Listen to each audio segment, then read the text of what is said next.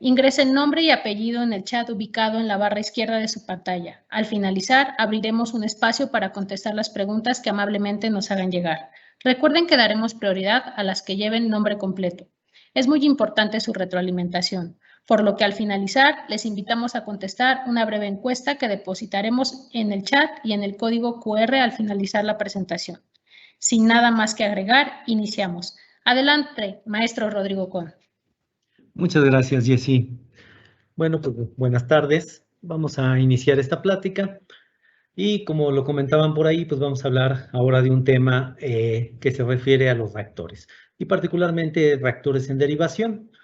Básicamente platicaremos un poquito empezaremos platicando sobre los componentes principales en un sistema eléctrico de potencia, propiamente los reactores en derivación, un poquito sobre la construcción, tipos de mantenimiento y mantenimientos periódicos, pruebas que se les deben de realizar para finalmente concluir con algunos puntos importantes.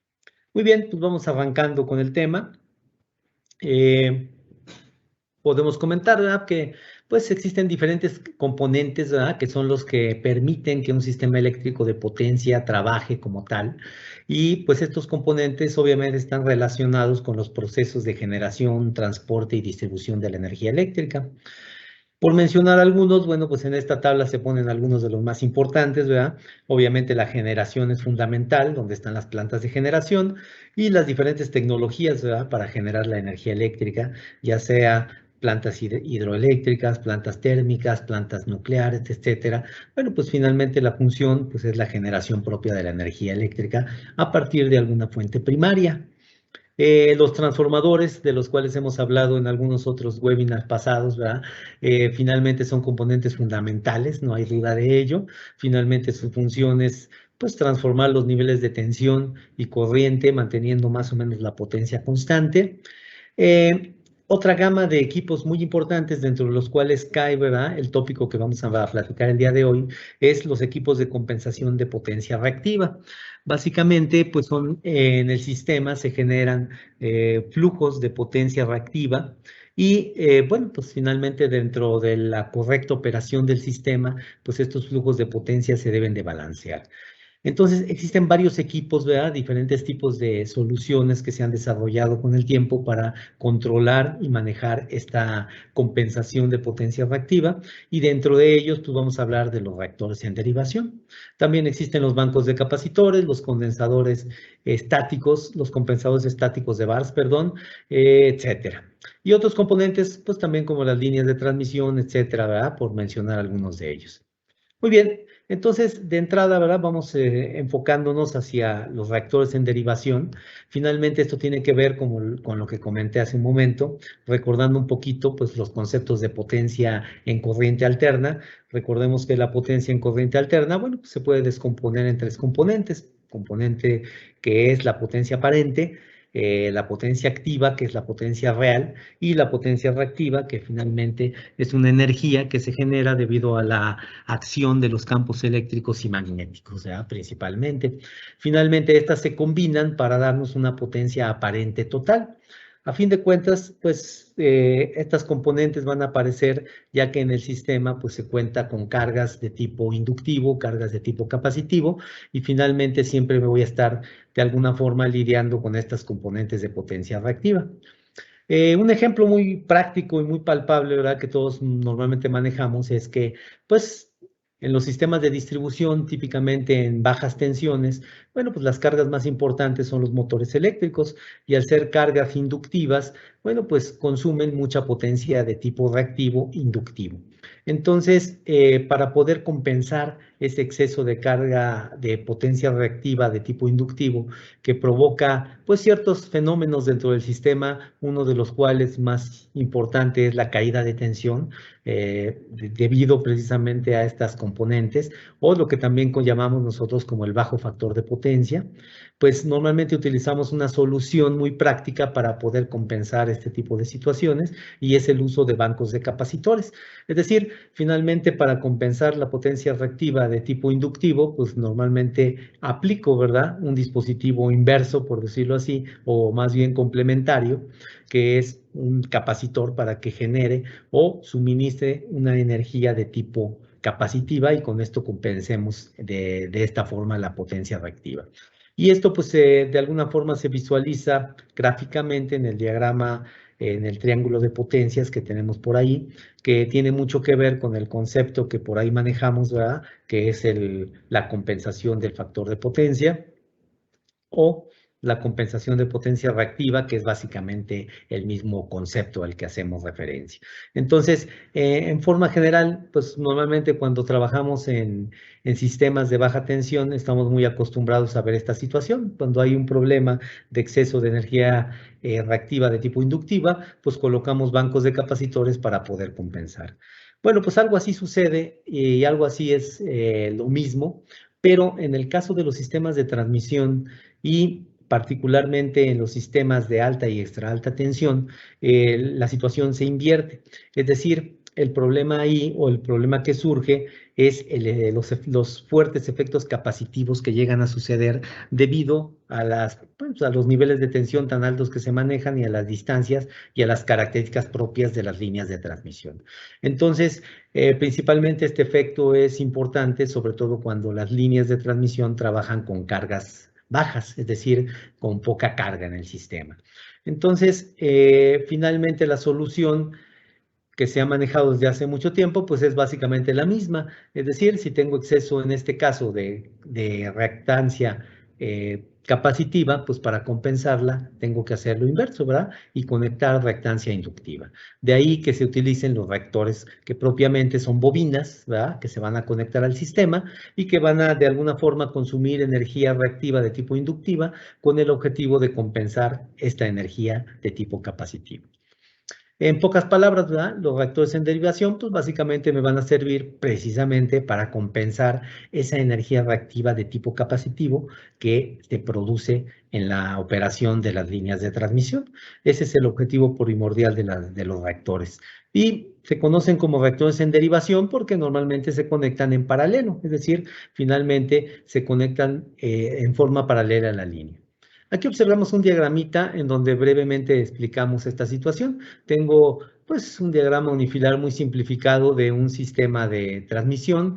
Tengo la generación, los transformadores, tanto el elevador como el reductor al principio y final de la línea. Ahí tenemos una capacitancia que representa precisamente esa capacitancia propia de la línea.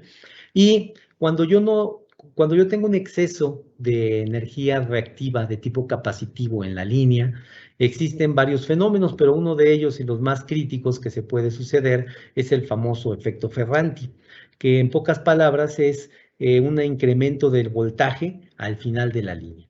Es decir, a diferencia de los sistemas de baja tensión donde el voltaje comienza a caerse, aquí el exceso de reactancia capacitiva, el exceso de capacitancia en el sistema hace que el voltaje se incremente y eso pues también es peligroso. ¿Qué es lo que se hace? Bueno, pues se switchea o se conecta un reactor en paralelo, ¿verdad? Con la línea o varios reactores de una cierta capacidad y la energía reactiva que consume, en este caso el reactor, compensa ese exceso de energía reactiva que genera la capacitancia de la línea, de tal forma que se logra un balance, con el objetivo final de regular el voltaje. Es decir, al final, mucho de lo que se busca aquí pues, es mantener una regulación en el sistema, es decir, una regulación en los voltajes del sistema. Entonces, en pocas palabras, esa es la operación básica de los reactores en derivación. Los reactores, por ahí lo comenté, me pasé la diapositiva, pero finalmente regreso un poquito para mostrarles que los reactores pueden conectarse ya sea en paralelo o directamente a la línea, es decir, directamente al voltaje completo de la línea cuando son reactores de alta y extra alta tensión, como se menciona aquí, o cuando hay cierta posibilidad se pueden conectar directamente a los terciarios de los transformadores que se utilizan de interconexión. Entonces, finalmente el objetivo es el mismo, básicamente proporcionar la energía reactiva necesaria para poder compensar el sistema. Vamos a hablar brevemente también de la construcción de los reactores. Finalmente, los reactores, se puede decir, son como hermanitos del transformador, aunque su función es muy diferente. porque entendemos que un transformador pues, tiene una aplicación muy particular. Los reactores, por su forma de constructiva, se parecen mucho a los transformadores y de ahí, ¿verdad?, que se utilicen muchas técnicas que los fabricantes de transformadores pues sean básicamente los mismos que de este tipo de equipos, precisamente porque las técnicas de fabricación y diseño se pueden de alguna forma utilizar y aprovechar. Entonces, en el caso de la construcción de reactores, pues básicamente se utilizan también las mismas tecnologías de fabricación que en el caso de los transformadores, es decir, también nos vamos a encontrar en la práctica, ¿verdad?, construcciones tipo acorazado y construcciones tipo columna. Vamos a ver brevemente, ¿verdad?, algunos aspectos constructivos para que los conozcan o los conozcamos de cerca o por dentro, ya que esto es bien importante familiarizarse con la construcción de estos equipos, sobre todo cuando se trata de un proceso de mantenimiento, ¿verdad?, porque pues conocer cómo está constituido, qué elementos importantes tiene y sobre todo el principio de operación, pues es lo que me ayuda a mí a realizar un diagnóstico y un mantenimiento adecuado, que es finalmente el objetivo, ¿verdad? O el fin que se sigue muchas veces cuando trabajamos con estos equipos. Entonces, primeramente hablamos de los reactores tipo acorazado. También son denominados como reactores de núcleo de aire. Bueno, la razón de ello es que en sentido estricto, pues el reactor es una bobina. Finalmente solamente va a contar con un solo devanado, una bobina que va a ir conectada y que va a tener pues en este caso la inductancia requerida por el sistema precisamente para realizar ese proceso de compensación. En el caso de los reactores acorazados se les denomina de aire porque esa bobina no tiene un núcleo magnético como el caso de un transformador, no tiene un núcleo como tal.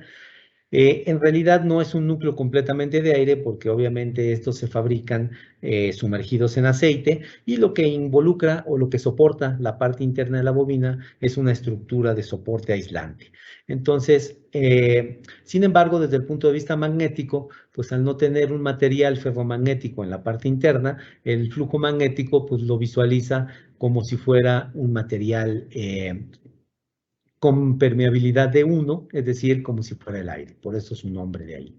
Entonces, algunos aspectos constructivos, ¿verdad?, importantes de los reactores tipo acorazado es que las bobinas pues tienen la forma típica galleta o de galleta de un transformador tipo acorazado. Sin embargo, el núcleo magnético es muy diferente. De entrada, les comentaba yo, no existe un núcleo magnético como tal, porque no funciona como tal para el caso del transformador, solamente estamos hablando de un solo devanado, pero para control precisamente de los flujos magnéticos y evitar que esos flujos magnéticos salgan fuera del dispositivo y generen problemas de calentamiento o impacten con los tanques, etcétera, etcétera, bueno, pues se utiliza un blindaje magnético. Este blindaje, en realidad, bueno, muchos lo conocen como el núcleo, pero finalmente el blindaje tiene la función de atrapar todo el campo magnético que se genera, ¿verdad? O que se genera dentro por la acción de la energización del propio devanado y evitar que este campo pues haga interferencias en la parte externa, ¿no? Entonces el campo en realidad, perdón, el blindaje únicamente rodea al conjunto de bobinas como lo observamos en esa figura. De ahí en fuera, pues algunos otros componentes son similares al caso de los transformadores, como estamos mencionando aquí las boquillas de alta tensión, las boquillas del neutro, radiadores, gabinetes de control, etcétera, y algunos otros sistemas. Ahí en esta figurita podemos visualizar brevemente, ¿verdad?, cómo es la estructura de soporte aislante. Finalmente son aislamientos que tienen una función tanto aislante como mecánica precisamente para darle soporte en este caso, al conjunto de bobinas que tenemos ahí.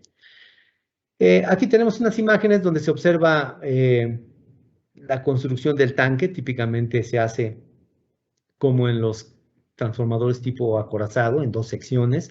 Las bobinas tradicionalmente tipo galleta, con una buena característica de capacitancia serie para el control de transitorios.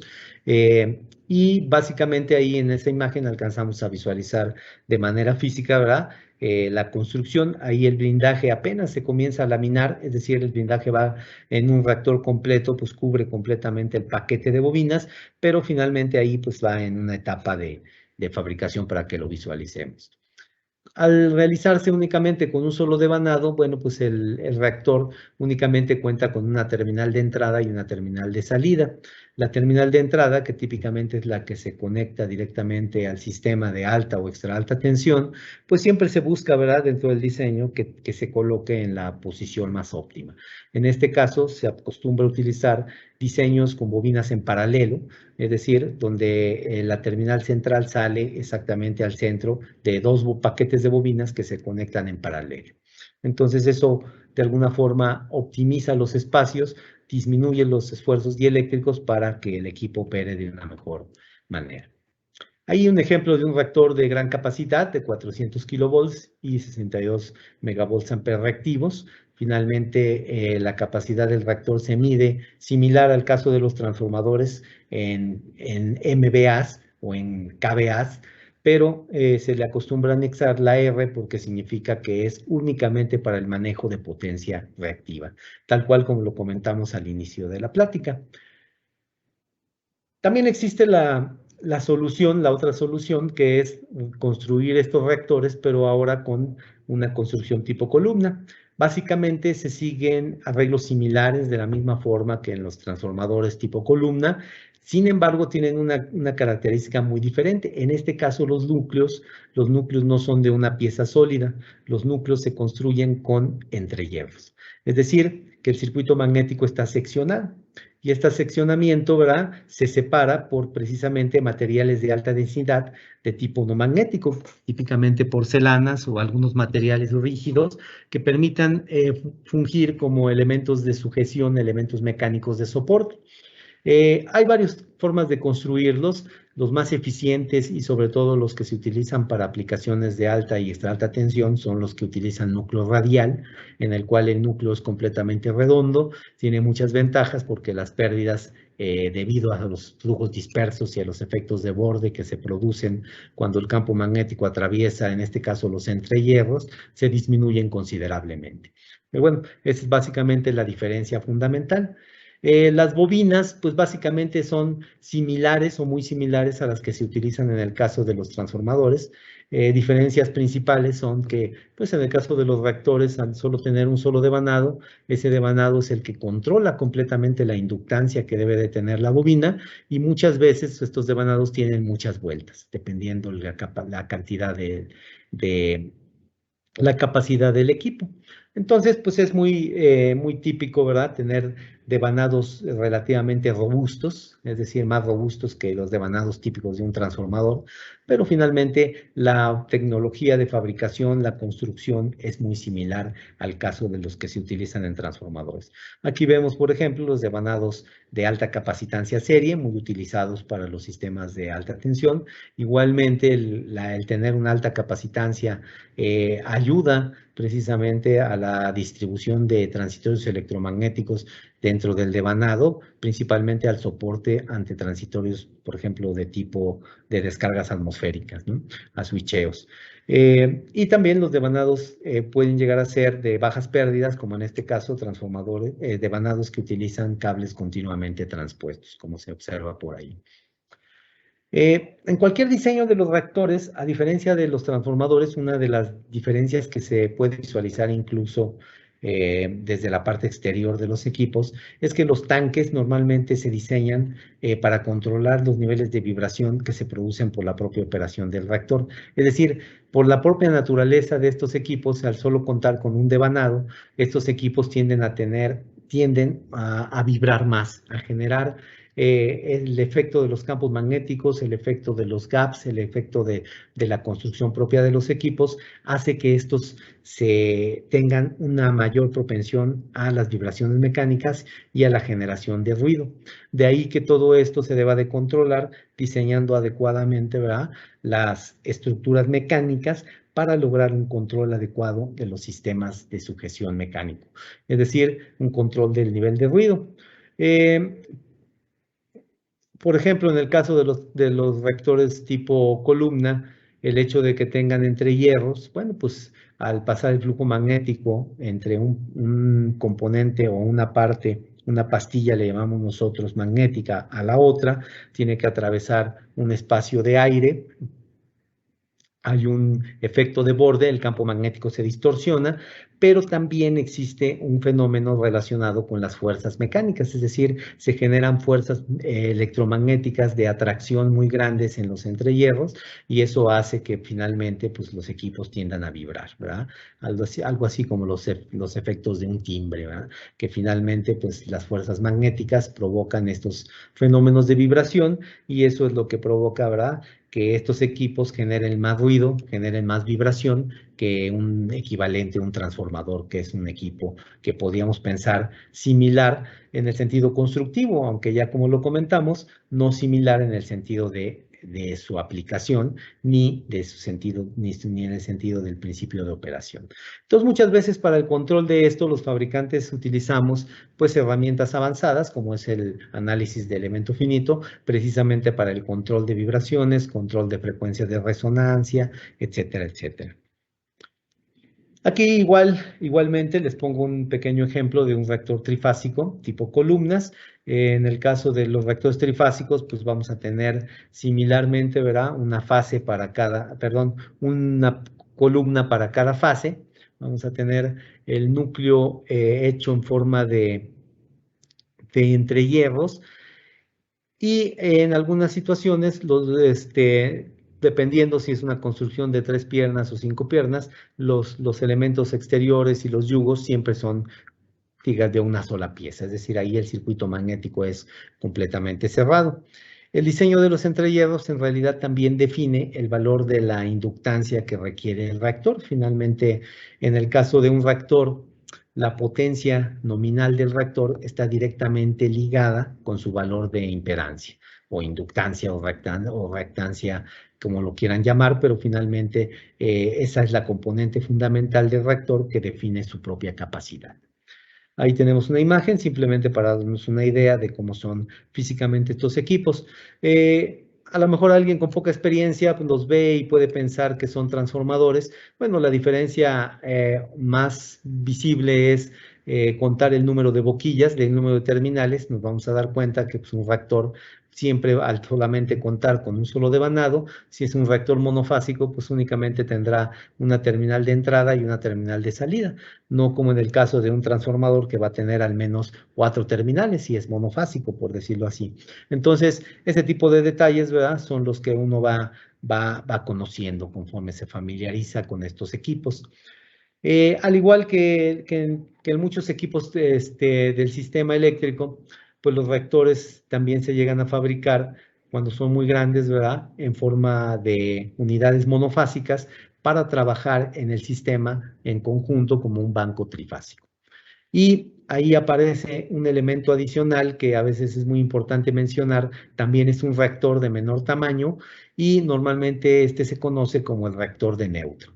Los reactores de neutro tienen una función muy diferente a los reactores principales.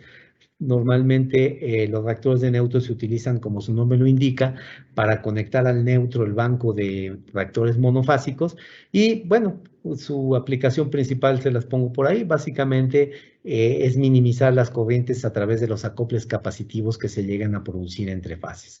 Entonces, esto principalmente cuando existen aperturas monopolares en los extremos de las líneas. Finalmente, estos reactores se conectan, es decir, se conectan típicamente en estrella, el banco monofásico lo conectamos en estrella, pero el neutro no se aterriza directamente, sino que se aterriza precisamente a través de este reactor de neutro, que es como se observa brevemente ahí en el dibujito que les pongo en la pantalla. Muy bien, vamos a pasar entonces ahora sí a platicar, pues bien, ya entendimos un poquito sobre la parte de para qué me sirve un reactor, cómo están construidos, ya platicamos brevemente de las tecnologías de fabricación que me puedo encontrar, ¿verdad? Para este tipo de equipos de gran aplicación en el sistema eléctrico. Vamos a mencionar brevemente aspectos relacionados con el mantenimiento.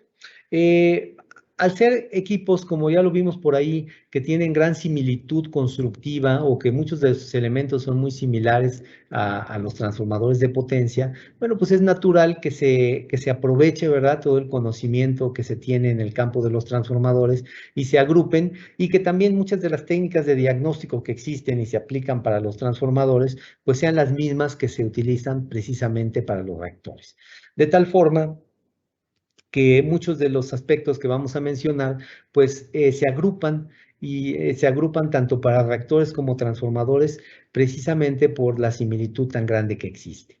Entonces, hablando del ciclo de operación, pues este nos recuerda mucho al ciclo de operación y mantenimiento también de un transformador de potencia, en el cual pues tenemos también una puesta en marcha, se pone en operación el equipo y bueno, existen diferentes técnicas de mantenimiento. Finalmente, la técnica de mantenimiento pues va a depender, ¿verdad?, de la estrategia de mantenimiento que la empresa tenga en particular, desde mantenimientos periódicos muy básicos que son fundamentales, hasta mantenimientos avanzados como el mantenimiento basado en la condición del equipo. Todas estas estrategias pues finalmente tienen un objetivo y el objetivo es básicamente realizar una evaluación de la condición del equipo. Igual, ¿verdad? Que en el caso de un ciclo de mantenimiento, pues normalmente hacemos una evaluación de la condición y de ahí se debe hacer una interpretación para saber si pues el equipo puede trabajar sin problemas o de alguna forma es necesario realizar alguna prueba mayor, algún mantenimiento correctivo. Y todo esto pues tiene que ver, ¿verdad?, con una evaluación técnica. En el caso de que el equipo ya tenga muchos problemas, se puede evaluar si se tiene que reparar o de plano terminar su vida útil, ¿no? En forma general es el ciclo normal de operación de un equipo como estos, que finalmente pues tiene un inicio, un periodo de mantenimiento, un ciclo de mantenimiento y al final pues definitivamente va a llegar a un periodo de vida útil en el cual se terminará su operación. Muy bien, la inspección y mantenimiento periódicos, como les decía, es importante, es decir, es fundamental. Y bueno, pues esta, al igual que en el caso de otros equipos, pues normalmente nos va a servir para minimizar problemas. Esto parte, ¿verdad? Estas acciones de mantenimiento parten desde el momento de la instalación, que desde el momento desde que se instala, pues hay que tomar precauciones y a partir de ahí, pues hay recomendaciones que se deben de hacer de manera mensual, trimestral, anual e incluso algunas más avanzadas en varios años, ¿no? Voy a mencionar algunas breves. Las más importantes, por ejemplo, mensualmente, pues es un equipo que lleva indicadores, lleva instrumentos de medición, por lo tanto siempre se recomienda pues medir la temperatura ambiente de operación, la temperatura del aceite. En este caso, pues estamos hablando de un solo devanado, pues la temperatura de la bobina, las corrientes de carga, el voltaje de la línea. Una de las características de operación bien importantes de un reactor es que el reactor siempre que lo conecto al sistema va a trabajar al 100% de su carga. Es decir, a diferencia de un transformador en el cual yo puedo controlar el nivel de potencia o de carga que puede estar suministrando, que pues depende de varios factores, en el caso del reactor no, porque al ser una inductancia fija, yo le conecto un voltaje y automáticamente circula su corriente nominal. Si yo lo desconecto, pues tengo o cero energía o 100%. De tal forma que mientras el equipo está trabajando en el sistema, su carga siempre es la carga nominal. Bueno, a menos que se le aplique una sobretensión o alguna otra situación, será la carga nominal, pero normalmente el reactor siempre trabaja continuamente al 100% de su potencia.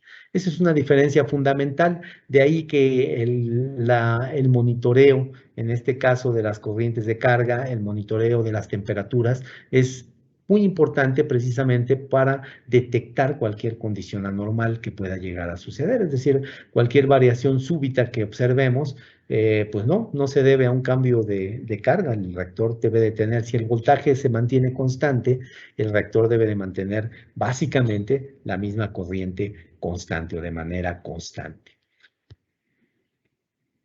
Muy bien, mantenimiento trimestral. Bueno, pues en este caso, pues se revisan algunos aspectos importantes. Igual, estos equipos de potencia pues van sumergidos en aceite.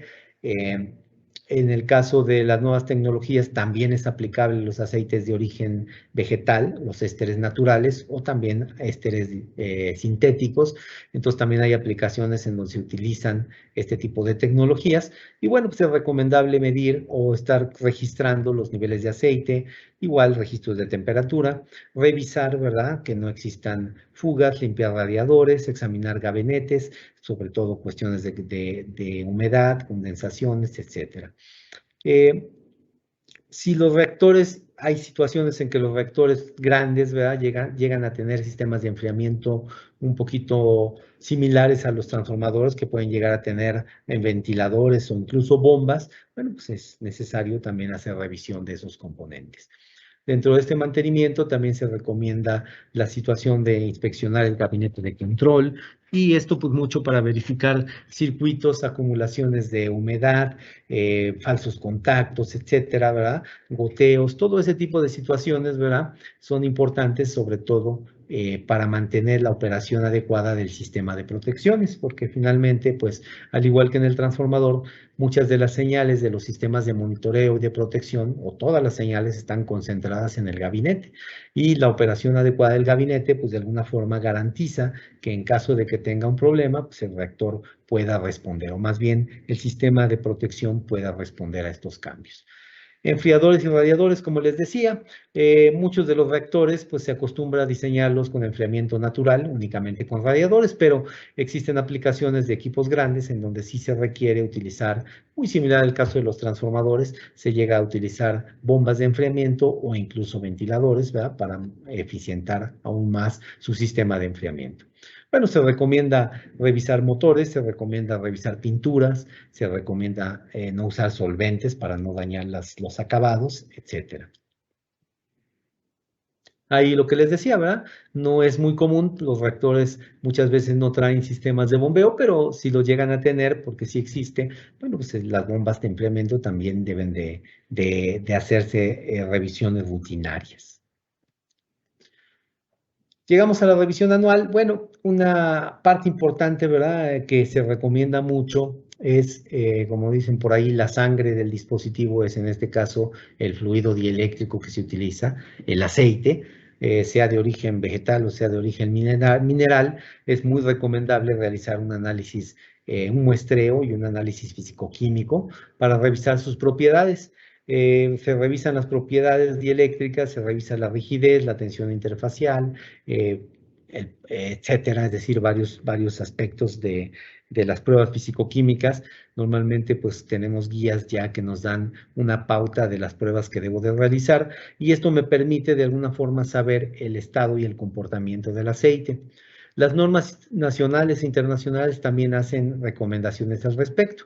Aquí les dejo esta tablita, ¿verdad?, en donde se menciona en la norma NMX J308, que básicamente es una norma dirigida a los transformadores, pero aplica exactamente igual para los reactores. Entonces, las recomendaciones, ¿verdad?, de las pruebas que se deben de hacer y la periodicidad con que la que se recomienda se indican en esa tablita, ¿verdad? Y está en función básicamente del nivel de tensión del equipo. Incluso, ¿verdad?, una recomendación es que cuando el equipo trabaja normalmente, pero es un equipo de 400 kilovolts, bueno, pues se recomienda hacer un muestreo al menos cada 3 meses. Esto hace tiempo, pues a lo mejor era un poquito más complicado porque había que tomar la muestra, mandarla al laboratorio, etcétera. Actualmente, con el uso de los monitores de gases y con todo este tipo de tecnologías modernas, incluso los monitoreos y la revisión de parámetros físico-químicos se puede hacer de una manera muy dinámica y muchas veces hasta en línea. Hay normativas que nos dan de alguna forma pautas, ¿verdad?, para el control precisamente de los aceites. Bueno, pues aquí es, por ejemplo, esta tabla tomada de la misma norma, en donde nos da una pauta para los valores que debo de cumplir o que debo de cubrir finalmente para las cuestiones de la tensión de ruptura dieléctrica, número de neutralización, etcétera. Si, por ejemplo, como les decía por ahí, ¿verdad?, existe el diseño o el reactor en caso particular trabaja con otro tipo de fluido, como es el caso de los aceites vegetales, bueno, pues existen también normativas. Aquí dejo un ejemplo de la NMX J628 que habla también, ¿verdad?, de las especificaciones para los líquidos aislantes que están basados en ésteres naturales. Entonces, bueno, finalmente siempre existe una normativa, o al menos se está trabajando mucho fuertemente en este campo, precisamente para cumplir con todo esto. Dentro del análisis que se realiza, pues los análisis de gases disueltos, así como en el caso de los transformadores, pues básicamente es similar. Cualquier problema que se genere interno en el equipo, un problema eléctrico, una descarga parcial, etcétera, normalmente puede detectarse de manera indirecta utilizando esta técnica de diagnóstico del análisis de gases disueltos, en el cual pues básicamente se lleva al laboratorio, se hace una extracción de gases, se meten en un equipo, en un cromatógrafo, y se determina, ¿verdad?, los porcentajes de gases disueltos dentro del aceite. En base a esos porcentajes, bueno, pues se pueden inferir, ¿verdad?, si el equipo está trabajando de manera adecuada o existe un potencial riesgo en la operación. También incluyo, bueno, pues los equipos auxiliares. Las boquillas, por ejemplo, pues son exactamente las mismas, del mismo tipo que se utilizan en el caso de los transformadores. Por lo tanto, pues la inspección es básicamente la misma. El mantenimiento, pues debe de seguir básicamente las mismas pautas. Pues mediciones de factor de potencia, capacitancia son fundamentales, sobre todo para las boquillas de tipo capacitivo. En el caso de los accesorios, pues las válvulas, las tuberías, básicamente tienen el mismo criterio de revisión. La revisión de conectores exteriores, pues sí, es muy importante, sobre todo para la conexión hacia los sistemas, en este caso a las líneas de transmisión. En el caso de los reactores, pues como decíamos por ahí, si es monofásico, pues únicamente tendrá una terminal de alta tensión y esta irá directamente conectada a la línea en 230 o en 400 kV o en la tensión que le corresponda. Finalmente, lo que tenemos que verificar en ellos, pues son muchas veces falsos contactos. Afortunadamente, este tipo de situaciones, ¿verdad?, o de falsos contactos, malos aprietes, oxidaciones excesivas, etcétera, se pueden determinar utilizando técnicas tradicionales de mantenimiento como lo es el uso de la termovisión. La termovisión es una herramienta muy útil, no solamente en este campo, en prácticamente todas las áreas de mantenimiento, sobre todo para verificar este tipo de situaciones que se presentan. Hablando del mantenimiento predictivo, bueno, pues los instrumentos de medición, siempre es importante, ¿verdad?, hacer las verificaciones, como ya lo mencionamos. La gran ventaja de esto es que esto se puede hacer incluso con el equipo energizado. Hay ciertas tareas que podemos realizar de manera que el equipo siga conectado y otras pues que necesariamente voy a tener que desenergizar. Por ejemplo, si yo tengo que hacer un mantenimiento de tipo preventivo, bueno, pues si yo quiero hacer pruebas eléctricas, análisis de aceites, ya más a detalle, o pruebas de protecciones del equipo, pues muchas veces tengo que programar paros para realizar estas tareas. Pruebas eléctricas, bueno, pues son muy similares a las que se utilizan en otros campos, como los transformadores. Siempre lo pongo de referencia porque los reactores se trabajan muy, muy de la mano, como decíamos. Pero obviamente son más simplificadas porque finalmente tienen menos componentes. De entrada solamente tienen un devanado. No cuentan en este caso con dos devanados, entonces nunca se hace relación de transformación, por ejemplo, pues no existe otro devanado con que comparar. Entonces las pruebas son básicamente resistencia de aislamiento de los núcleos. Bueno, hablando del núcleo en el tipo columnas, pues sí podemos entenderlo como núcleo. Hablando del tipo acorazado, pues es el blindaje, pero bueno, lo podemos seguir manejando como núcleo ya que están construidos con el mismo tipo de material, ¿verdad? El factor de potencia de las bobinas, la medición de la capacitancia de bobinas, resistencia óhmica, el factor de potencia y capacitancia de boquillas, que finalmente son pruebas típicas que se deben de realizar. En el caso de la resistencia de aislamientos, pues finalmente el sistema de aislamientos es muy similar, es decir, está formado por aceite y una combinación de materiales aislantes, base celulosa típicamente. Por lo tanto, se siguen utilizando estos parámetros como es el índice de polarización para determinar si el aislamiento está en buen estado. El índice de polarización básicamente se calcula midiendo la resistencia del aislamiento en un cierto tiempo, haciendo una relación de la resistencia que obtengo a los 10 minutos con respecto a la resistencia que tengo al minuto. Entonces, haciendo esa relación, tengo un cierto valor y dependiendo de ese valor, pues tengo un diagnóstico basado en las normativas, como les pongo por ahí, ¿verdad? Este valor normalmente es arriba de 1.25 y se considera que es aceptable. Si el valor es menor, entonces comienzo a sospechar que existe algún problema. Un problema que puede estar relacionado, pues, con la humedad, con la contaminación, incluso con la carbonización o algo muy malo que esté sucediendo dentro del equipo. La resistencia de aislamiento del núcleo, bueno, pues decíamos también, ¿verdad? El núcleo también se acostumbra a aislar y aterrizar únicamente en un solo punto, esto con el objetivo de verificar que durante la operación no se produzcan aterrizamientos involuntarios que pueden llegar a provocar corrientes circulantes. Por lo tanto, pues revisar la resistencia de aislamiento también es muy importante. Bueno, puede haber equipos muy viejitos, ¿verdad? Que no cuenten con el núcleo accesible o con la terminal de tierra del núcleo accesible, pero la mayoría de los reactores y las normativas modernas pues exigen que esto sea así. Esto basado también en ciertos criterios, como les pongo por ahí en esa tablita ejemplo, tomada de la normativa nacional. El factor de potencia, pues finalmente mide la calidad del aislamiento, es decir, me indica de alguna forma el estado de operativo del aislamiento, en este caso, el aislamiento normalmente base celulosa o el conjunto de aislamiento que es una mezcla de celulosa impregnada con aceite dieléctrico. Bueno, pues también existen ciertos criterios que en general son muy similares al caso de los transformadores. Por eso es que apoyarme en las mismas tablitas, ¿verdad? En este caso, para las que se utilizan en el caso de los transformadores de potencia, pues es básicamente muy útil. Es decir, utilizo básicamente las mismas reglas.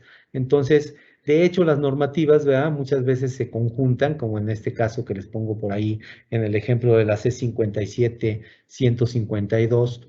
Es una guía de diagnóstico para equipos sumergidos en aceite, tanto reactores, reguladores y reactores, porque finalmente pues tienen ciertas similitudes y se pueden agrupar muchos elementos en un solo criterio de diagnóstico, como este ejemplo. Hay otros elementos que pues definitivamente serán muy particulares. La capacitancia pues también es un parámetro que finalmente de tipo comparativo me permite comparar, ¿verdad?, los valores de referencia con respecto a los valores originales que yo tenga en ese mismo equipo. Básicamente la capacitancia verifica situaciones más de carácter geométrico. Si existen variaciones en esa capacitancia, bueno, pues geométricamente pudo haber habido un desplazamiento o alguna situación por ahí mecánica o incluso un problema de mucha contaminación que haya cambiado las propiedades, en este caso del fluido, por ejemplo. Esos son algunos criterios. La resistencia óhmica, pues medir la resistencia de las bobinas también es un parámetro importante, muy simple en el caso de los reactores, ya que al solo contar con una bobina, pues es mucho más rápido. Raras veces estos equipos cuentan con derivaciones o con cambiadores de derivaciones. Finalmente sí hay equipos ya que se están desarrollando y que se utilizan en el sistema, que son los reactores variables. Bueno, en ese caso los equipos ya cuentan con cambiadores de derivaciones de operación incluso bajo carga y esto permite pues tener reactores con reactancia variable. En la mayoría de los casos, si la reactancia es fija, solamente cuenta uno con una bobina y sin derivaciones. Entonces la prueba se simplifica de una manera mayor. En el caso de las bobinas, pues la medición del factor de potencia pues es importante, el factor de potencia del aislamiento, porque verifica precisamente la integridad de este accesorio. La boquilla pues es un componente que permite la conexión de las terminales internas hacia el exterior del equipo. Económicamente comparativa en costo, pues representa un porcentaje pequeño del costo del equipo, pero desde el punto de vista de operación y de importancia operacional es fundamental, ya que una falla o un problema que yo pueda llegar a tener en una boquilla, pues es catastrófico prácticamente para todo el equipo. Por eso es que es bien importante siempre cuidar este accesorio tan importante en los equipos, no solamente en los reactores, en todos los equipos que cuenten con este tipo de accesorios, los transformadores y algunos otros dispositivos, incluso los interruptores, etcétera. Las boquillas pues, son importantes, ¿verdad? Siempre debo de cuidar sus aislamientos, siempre debo de cuidar básicamente que operen de manera satisfactoria. Hay reglas también, hay ciertas guías, aquí les pongo esta para que pues la tomen como referencia, también nuevamente tomada de la normativa, en este caso de la referencia del IEEE, en donde se dan valores dependiendo la tecnología de fabricación que existe de las boquillas. Tradicionalmente para las boquillas de alta y extra alta tensión pues, se ha utilizado la tecnología de papel impregnado en aceite. Estas, pues hay muchísimas instaladas actualmente, se siguen utilizando. Sin embargo, pues las tecnologías van avanzando y ahora existen tecnologías que son de resina impregnada o papel impregnado con resina, que de alguna forma evitan el uso del aceite, ya que el aceite, pues de alguna forma, cuando hay una falla, pues provoca situaciones como riesgo de incendio, situaciones de contaminación al medio ambiente, sobre todo si son aceites minerales, aunque también por ahí ya se están desarrollando las boquillas con aceite de origen vegetal, pero pues el objetivo de estas tecnologías es eliminar el fluido y ahora se han desarrollado tecnologías secas, llamadas así, precisamente utilizando este tipo de situaciones. El tener otro tipo de materiales en la construcción y en este tipo de dispositivos, pues implica que ciertas propiedades cambien. No quiere decir que sean malas, simple y sencillamente pues son diferentes. Por eso es que para el caso de las boquillas impregnadas, ¿verdad? En este caso con resina, los factores de potencia normalmente son más grandes que los factores de potencia esperados con las boquillas tradicionales sumergidas en aceite. No quiere decir que sea más malo, simple y sencillamente que al tener resinas, pues estas por naturaleza tienen factores un poquito más grandes por la propia propiedad del material y bueno, pues en el diagnóstico hay que considerarlo precisamente para no entrar en pánico cuando midamos una boquilla con esta tecnología y vemos que se pasa del famoso punto 5, pues no nos alarmemos porque finalmente esto está estudiado y se sabe que no hay mucho problema, ¿no? También, por ejemplo, las boquillas podríamos decirlas envueltas en resina, por ahí tienen factores de potencia diferente y por eso es que en las normativas se indican este tipo de situaciones, ¿no? Sobre todo muy importantes al momento de realizar los diagnósticos. Igual, como cualquier otro equipo, pues los reactores pueden incluir sistemas adicionales de monitoreo, ya lo comentamos por ahí, pueden incluir equipos de monitoreo de gases, de monitoreos de boquillas, monitoreos de sistemas de preservación de aceite, monitoreos de temperatura, sobre todo estos equipos actualmente ya muy utilizados, que son los monitores para medir la temperatura por medio de fibra óptica. Bueno, pues en el caso particular de estos accesorios, la recomendación es, bueno, pues irse a las propias recomendaciones de mantenimiento de los fabricantes para seguir al pie de la letra y mantener estos equipos de manera confiable, es decir, trabajando de manera confiable. Hay algunas recomendaciones generales, pero es como cualquier cosa, ¿verdad? Cuando compro un equipo, siempre trae de la mano, trae un instructivo y por lo tanto, ¿verdad? Pues ese es el que yo me tengo que de alguna forma basar. Muy bien, pues aunque muy breve, ¿verdad? Platicamos en forma general de lo que fue o lo que son el concepto de los reactores en derivación, para qué se utilizan, en forma genérica, cómo están construidos y algunos aspectos muy importantes que debo de cuidar en el proceso de mantenimiento. ¿Qué podemos concluir? Bueno, pues que los reactores obviamente son equipos muy importantes utilizados en los sistemas eléctricos de potencia y pues básicamente su función es controlar o compensar el flujo de potencia reactiva en el sistema. Principalmente proporcionan energía reactiva de tipo inductivo, ¿verdad? Porque son inductancias, para compensar los efectos capacitivos, ¿verdad? O el exceso de potencia reactiva de tipo capacitivo que lleguen a generar las líneas de transmisión. Principalmente el problema más grande, como lo comentamos, es la variación de voltaje y entonces estos me sirven para estabilizar los sistemas. El proceso de mantenimiento y el diagnóstico oportuno de estos equipos, pues finalmente es muy importante y va a dar una evolución al proceso de gestión. Finalmente, lo que se busca con cualquier proceso de mantenimiento y un sistema sobre todo de gestión de mantenimiento es llegar a mantenimientos predictivos, los cuales pues estén basados en la condición de operación del equipo, de tal forma que el equipo pueda seguir trabajando o trabajar de manera confiable y en el momento en que existan indicios o en el momento en que exista pues alguna situación que me alarme o que me avise, pues finalmente tomar una decisión y en caso necesario, solo muy necesario, tener que sacarlo de operación. Ese es básicamente uno de los objetivos que se persigue con este tipo de mantenimientos basados en la condición. Muy bien, pues muchas gracias. Por mi parte sería básicamente todo lo que les tenía que platicar y le cedo la palabra a la ingeniera Jessica por si existe algún comentario o alguna pregunta del público. Maestro Juan, muchas gracias por tu valiosa participación. Si les parece bien, pasaremos a nuestra dinámica de preguntas y respuestas. Primera pregunta, nos dice Miguel Alejandro, ¿cuál es la diferencia entre estos reactores y los compensadores estáticos de VARS? Bueno, el reactor como tal, como lo platicamos por aquí, pues básicamente es un dispositivo construido con una bobina, tal cual, conductor eléctrico enrollado, aislado, en un tanque, etcétera, ¿no? Entonces, como te diría, es un dispositivo tradicional.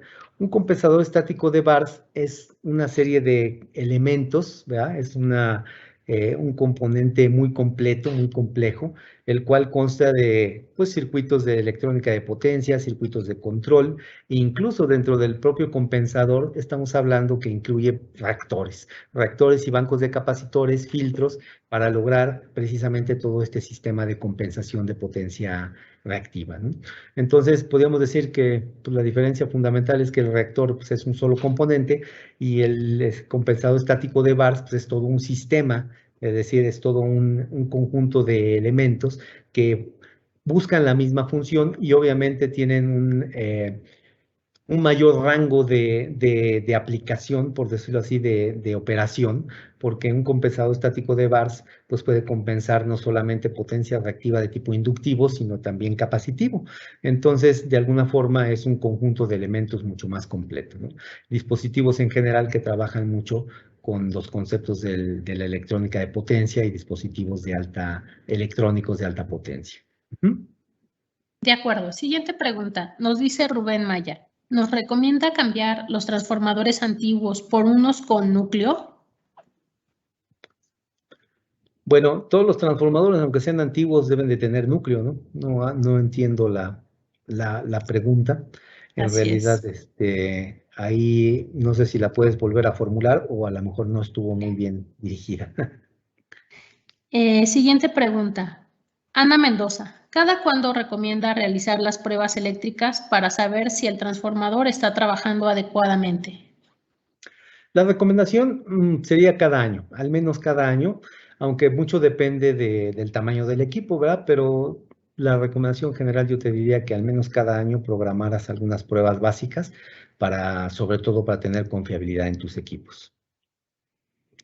Pregunta anónima. ¿Por qué se ponen a tierra los secundarios de los transformadores?